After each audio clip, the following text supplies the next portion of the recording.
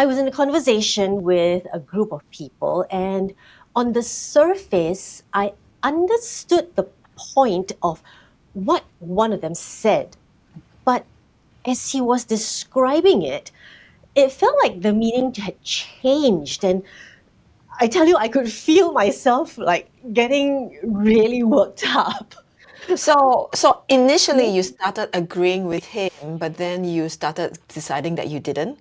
Yeah, I think I agreed with the principle, but the interpretation didn't sit right with me. No. Okay, so you still agreed, but then you didn't. Okay, you need to tell me more. But before that, let me introduce the podcast. Welcome to Life in the Grey, a Mums at the Table podcast where Faith and I, Melody, chat about our thoughts, our experiences, and our struggles with living in the grey, figuring out whether there's even a right or wrong in how we live. Okay, tell me more about this principle and interpretation and Well, this person was trying to explain that sometimes, despite our best efforts, meaning that after all the work we've put in building the relationship, showing care, offering support, when we try to show up for someone, right, when we try to help them, that help can still be rejected. And we can find comfort by telling ourselves that that's on them, not us.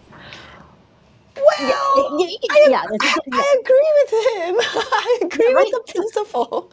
Exactly. So one angle, we get what he's trying to say, right?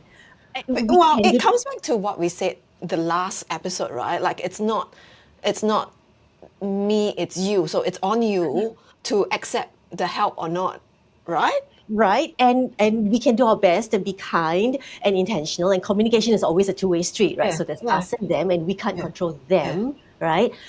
But there's something about that framing that still didn't sit right with Uh, me, because I okay. started thinking about all the times when I was on the receiving end of care that somehow morphed into a burden. And as I sat with it longer, I noticed the pattern. And I think I coined this phrase, all right? And it's what I like to think of as presumptuous care. Okay. I think you need to explain a bit more how the care becomes a burden. Right. And why it's presumptuous and all that, right? Okay. So basically, presumptuous care is when we assume because I have a connection with you and because my help comes from a place of care, I know better than you what you need. And if you don't like it, that's on you, not me. But that kind of presumption raises some questions, right? It's Well, like, yes, because that's being very rude. Um, but oh, that's putting it bluntly. that's me. Yes, that is being very rude. But is that, well, I guess maybe the question is that what they say to you? Like, is it, well, I've helped you, but you're not taking this help? Is that what is literally said? So you are, you are, you are stupid, you are not as good, you are, etc., etc. Well, I don't think anyone really comes out and exactly says you are stupid, you're not as good, but there are signals, and like how when there are signals that will show that someone is indicating that they feel like you are just, like they're trying to help, and if only you would just take their help. Yeah, And yeah, yeah. we've I all know what you been, mean. Yeah. right? We've all been in that kind of position where it's like, you know, we're here, we have this kind of resources and we can help you, but why can't you just take our help? Or Oh, yeah, yeah, why yeah, can't yeah. you just do better? Like, Oh, yeah, yeah, yeah, yeah, like yeah, yeah, here's yeah. the advice. Why aren't you taking it? It's so simple, it's so easy, it's so obvious. Why aren't you doing it? And That's not then even care. That's just being rude. because here's the thing, right? Even if there is a connection, that connection doesn't automatically mean that the help is welcome or even helpful or even needed, right? Because real care also has an element of consent, curiosity, not just relationship history. Because I think the burden comes when part of the burden comes when there's this assumption that because we've had this relationship, it means that now I get to say whatever I want. But if you don't feel good about it, that's on you to figure it out, not on me. Yeah, I know. Like, yes, I definitely agree with you, right? Like, I definitely agree with you because I have been on the receiving end of it, and it's just like, well, but you don't understand my context, you don't understand my situation, you really don't understand what is it that I'm going through, and so I'm not able to take the advice. It's not that clear cut. Like, it's not like I can do X because you can see that I can do X, but there are other reasons why I cannot do it. Exactly, which is But why yet, I said there's the curiosity element that feels like it's missing, right? Because when we have that kind of when we bring that kind of presumption into the care that we are trying to give, that means the presumption means we're not stopping, we're not giving ourselves that 2 seconds pause to ask, hey, did they really ask for my help? Or am I stepping in because I really understand and have heard, taken the time to hear what they need? Or am I stepping in because not stepping in makes me feel too uncomfortable, right? but okay, what you're suggesting takes time, right? What you're suggesting will mean Of needing course. to really understand the person. But the reality is, okay, yes, I've been on the receiving end of that and I know how frustrating it is. But,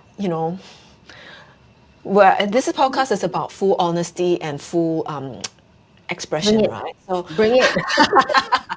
I have to say that I have had that kind of presumptuous care as well. Like I've done it to people as well. I think the most obvious of which is my child, because as the parent, I know better, right? I'm saying that tongue in cheek. I just had to clarify. But the thing is that I have done it before, and sometimes you just go, why can't? Okay, let's make it a bit more concrete, right? The one example that I can think of is this person I know Mhm. has doesn't have a job, has been unemployed for a really long time, Mm, is in debt, has had to borrow money from people to mm, live, correct? mm, mm. And so the thing is, why don't you get a job? Like that's the solution, correct? And the Which, thing, don't mind me and saying, sometimes when I hear people say that, it feels like it's saying to a drowning person, why don't you just don't drown? yes, but no, it wasn't say it in that sense. It's like, I why know, don't I you get a know. job? I, The problem that this person have is that they okay, they were offered, let's just say they were offered the equivalent of a cleaning job. Okay, so they have to clean a restaurant. So they were actually given the opportunity to get that job so that they have an income, but they actually turned it down. And they said they turned it down because it's below me. I do not want to do any cleaning. And this is when the presumptuous care come in, right? Because I'm going, no, it is still a job. You need money coming in. right. So, And like, then, but then mm, the question comes as to why are we so invested when someone doesn't do something? You know what I mean? It's like, really driving this? What's really okay. driving our feelings, This right? one's self-interest because I'll be completely honest and say self-interest because there is a lot of borrowing of money. Exactly. And that's a valid drive. That's a valid drive to say that's why you're feeling so invested. That's why you're feeling the Yeah, need fair, to try to want to control the situation and all that. And that's fair. fair. And there's a lot of unpacking to do because that's the thing. The context is very different. To talk about how you respond to your child and how much of you just do what I tell you to do because right now I don't have time to just parse everything out with you Yep. versus going through everything slowly, unpacking, taking the time to listen. It's very different from saying you're raising a child versus you are speaking to someone who is an adult who you want to afford agency to, Okay, right? yeah, fair. Actually, even for parenting, right? It's Mm, just reminded me about what you were saying, because there is this thing, right, for parenting, and I think it applies here as well with this presumptuous care, because we say, for example, okay, this is my kid. He's in the shower stall, and I come. mm, He is having a shower. In the middle of having a shower, I step in because we have no boundaries. So I step in, and he's having a shower. And I see water everywhere. Like it's not just in the stall. It's like there's water seeping out from The underneath, water and park. there's water. And I'm like, what are you doing? You need to. So this is where it comes in, right? You need to shower properly, or you need to, not splash water. You need to do all of this. But then, if I had taken the time to, which just so Right. happened that point of time, I don't know why, but I did, because it's not something I usually do. But if I had taken the time to, which I did, he actually said, "Oh, I was trying to clean the shower stall." Ah, But okay. being a Yeah. kid who has, less dexterity and less coordination, water went everywhere. But really, the Right. intent is that he was trying to do something. So it's the same. I mean, it's kind of what you're saying, right? There's the presumptuous care, you need to do this.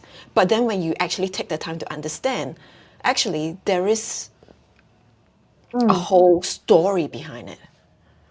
I wonder if sometimes taking the time um, doesn't, if sometimes taking the time doesn't take as long as we think it needs. Because, okay, if you were to go back to the whole scenario, just giving the example of the scenario with, you and your boy, right?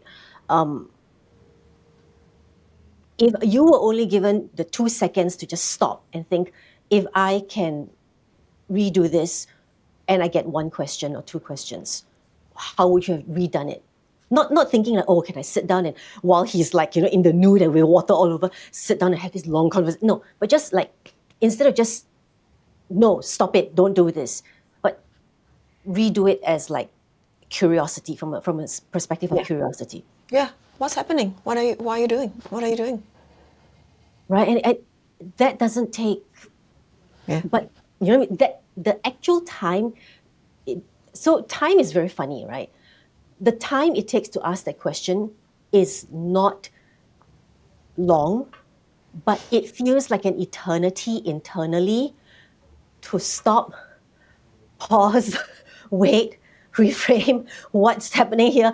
All of that Yeah. inside is like, wow, that's a lot of words. Yeah, which is Yeah. why it's easier to tell someone, oh, this is what you do, because, and back to what you were saying, right, about presumptuous care and the advice, like between adult, right, is like basically it sounds like, and this is me being presumptuous as well, but it sounds like the person who's giving that advice or giving that tip just thinks that they know better. Or they really do care, but they maybe don't have the skills yet to stop and do all of that.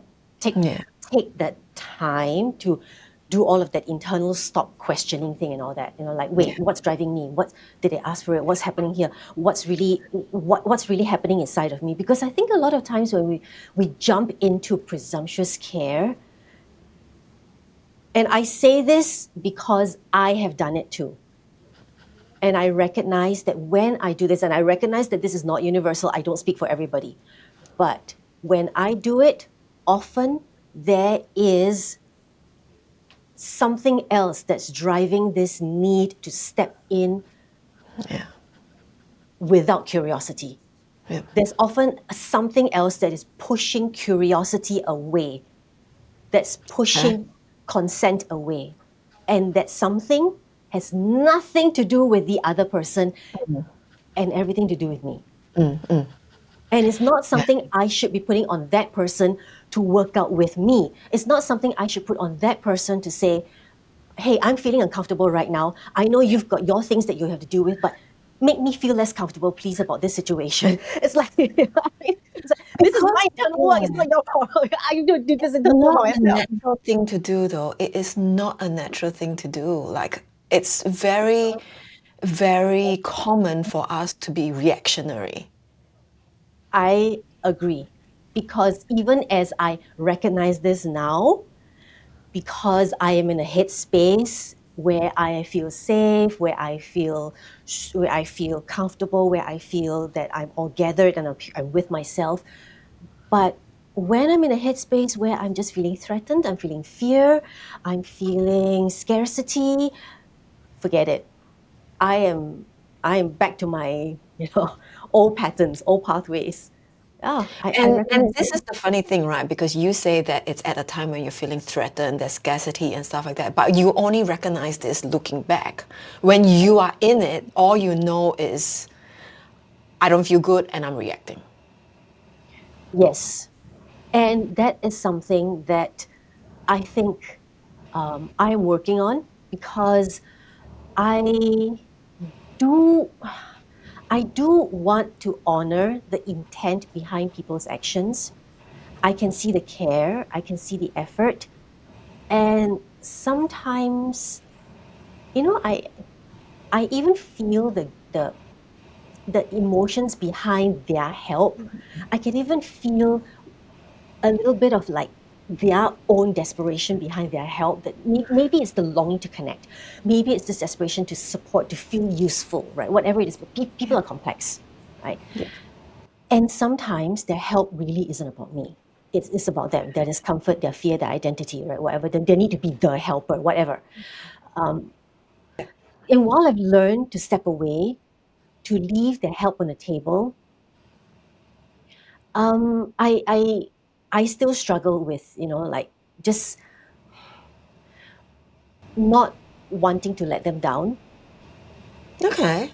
right? So, so what you're saying is that you notice that well, actually, there's a few things I wanted to say there. Firstly, is that yes, just because they are rude or presumptuous or whatever it is, doesn't mean that they don't love you as well. Like the two can coexist together. I don't mean love, like, as in will lay down their life for you, but really do have a concern and care for you. Like, they do love you enough to want to give you that care, even though they're being rude about it. Well, I would phrase it this way, lah. I think that there is some element of care. How much of it, I don't know, but there's always this, some part of it. There is Yeah. some care. That's all I But can say. so what you're saying then is that because you recognize that, therefore you feel like you need to do what they've suggested, even though you know it's wrong for you. Is that what you're saying? No, I don't feel the need to do what they suggested. I can leave it alone. I Yeah. have come to the spot where I can leave it alone, Okay. but I still feel the need to make them feel not rejected, Yeah. to Yeah. make them feel comfortable, that to make them feel comfortable with their discomfort. Like if I sense that something else is driving them, I feel this need to try to soothe that drive. Yeah. Well, I guess it's because, you want to show your appreciation, right? For Mm. the fact that they've reached out. So you feel like there is a need to say thank you in a way, but not say thank you in a way. And if you're not saying thank you by accepting their help, you are saying thank you by helping them in return. Helping them with their uncomfortable feelings. I don't know. Maybe Being I don't know. presumptuous yourself. Yeah, I don't know, right? I mean, this is something that has to be that, and I also think that sometimes it really depends on the context. It really depends on the context, right? It depends on who I'm talking to. It depends on the situation, which is why I think this is what we're talking about. It's like life in the gray. There's really no one hard and fast rule, but there is a certain element of, on both sides. Like on the one hand, um, how do I pause, right? How do I take that 2 seconds to pause, so that when I am in my own scarcity headspace, or when I'm being driven by something else other than true care, right? Other than care. Like, let's say, for example, you have two things going on. There's care and there is also your own wounds. How do I how do I take the 2 seconds to make sure that what's really driving here, the care or the wound, and then to address that. And the flip side also is also that when someone else is also struggling with that, how do I not let um, how do I not let their intentions, right, override my own boundaries, my own timing, my own truth, right? How do I stay compassionate to them while not abandoning myself? I guess, like with the first thing, right, about how you feel like you need to soothe whatever it is that's driving them. Mm. Maybe what I'm going to suggest here may not be very popular, but I like to think that it's not your job in that sense to soothe whatever it is that's driving them, because like I referred to before, right, as a joke, but now thinking about it even more, you trying to soothe whatever's driving them is in turn you being presumptuous that they need that solution. That's a good point. Yeah. I mean, and I also have to ask myself, why do I feel this drive to soothe them? Yeah. What's happening here? What's driving this need to soothe them, right? What's driving this need to make them feel comfortable? What's driving this need to the point where sometimes I find myself shape-shifting, twisting Yeah. myself, you know, going beyond, and I recognize that sometimes, yes, it's important that we do care for someone else intentionally, so that we don't accidentally so that we don't accidentally hurt them. But if we do it to the point of abandoning ourselves, it can lead to resentment. It can lead to Yeah. the point where it's like, hey, I've done so much for you, I'm twisting and turning myself to help you, to soothe you. And like you said, did they even ask for it? Right? Yeah. Because then now I'm doing the presumptuous care. It's just back and forth, everyone just Right. presuming here and there. But isn't that what life is? Like, this is what happens, right? This is why so many misunderstandings happen. Because we just jump in. Number one, we just jump in. And number two, we don't take the time to reflect on our own actions as well. So, yeah, everyone's just reacting at the end of the day, and that's Yeah. the problem. Yeah. And I think maybe this is what the gray is for today, right? And maybe this is what we leave with our, our community. I don't know. I think these are not easy questions, but they are worth asking. And I know we're not the only ones who sit with these questions. So we'd love to hear your thoughts. Leave us a comment, send us a DM. You can connect with us on Instagram, on Facebook. You can also email us through mumsattetable.com.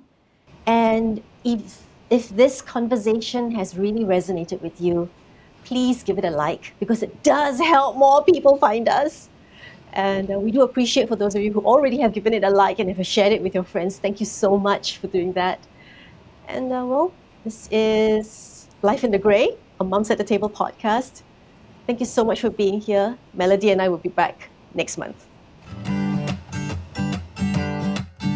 Hey, this is Faith. And I'm Melody. We have a free digital 5-day self-compassion challenge just for you. If you like a copy, simply comment with the word life now. That's LIFE.